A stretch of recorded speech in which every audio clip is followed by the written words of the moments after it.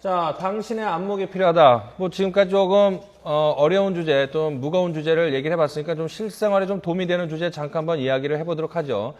이 뭐 요즘 분양 열기가 또 다시 한번 뜨거워지고 안심전환 대출 이런 것도 있고 경기 부양책 때문에 분양 열기가 뜨겁다고 합니다. 그래서 이제 아파트 보러 가시는 분들 많을 텐데 모델하우스에서 실제로 보고 하는 것들 좀 모델하우스와 실제 집은 좀 차이가 있죠. 뭐 가서 한번 해본 적 있으신가요? 예, 저도 실제로 예전에 그 일산으로 예. 이주를 하기 전에 그 아파트를 청약하면서 모델하우스를 가본 적이 있었는데 정말 좋더라고요. 모델하우스는 굉장히 넓어 보이고.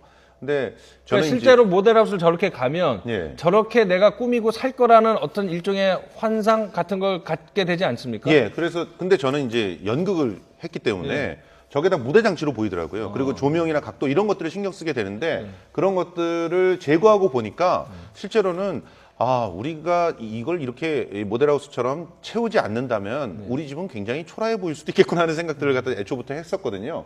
그러니까 결과적으로 우리 구매를 하시는 분들이 저게 다 광고라고 하는 것들을 이해를 하셔야 됩니다. 실제로 최근 들어서는 저런 모델하우스뿐만이 아니라 상품들 같은 경우도요.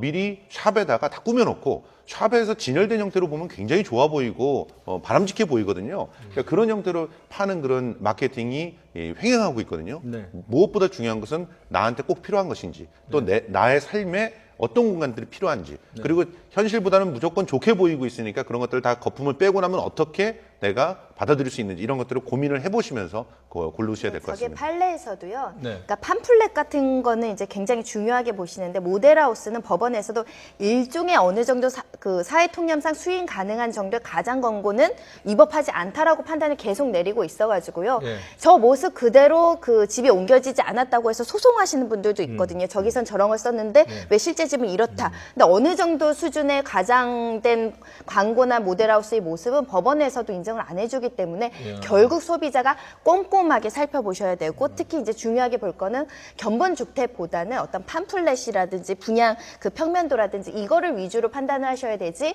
모델하우스만 보고 저런 집이 실제로 지어질 거라고 판단하시면 나중에 좀 실망하실 수가 있습니다. 실제로 건설사를 상대로 사기를 당했다라고 주장을 해가지고 사기 쪽으로 고소를 한 경우도 있습니다. 예. 그런데 물론 이제 그 수사를 다 한 결과 이 정도는 사기에 미치지 못하는 그런 통상적으로 허용되는 수인 한도를 넘지 않는 정도의 광고다. 약간의 과장이 있더라도 그거는 그 수인을 해야지 어느 정도 그 구매자가 소비자가 인식은 해야지 그럼 속은 것 자체가 사실은 문제다라고 해서 사기죄로는 다 처벌받지 않았고요. 앞으로도 그런 기존을 유지할 것입니다. 그리고 모델하우스 볼 때 또 한 가지 포인트가 이제 똑같은 가구를 채워놓는다 할지라도 모델하우스가 특수 조명을 많이 한다는 거 그렇죠. 아닙니까? 조명깔, 그러니까, 예. 그러니까 실제보다 커 보인다든가 더 이뻐 보인다든가 하는 그런 게 있기 때문에 똑같은 가구를 설치해도 똑같은 거 설치했는데 왜 그때 모델하우스의 그 느낌이 안 날까 이렇게 된다는 거죠. 저렇게 켜놓고 살면은 전기세 전기세 감당이 안 엄청 되죠. 나옵니다. 예. 그리고 저기 인파 같은 경우도 그 건설회사 측 시공사나 시행사 측에서 아르바이트를 고용해서 사람이 넘치는 것처럼 좀 유도하는 측면들도 있다고 그렇죠. 하니까 정말 소비자들이 꼼꼼하게 살펴보셔야 됩니다.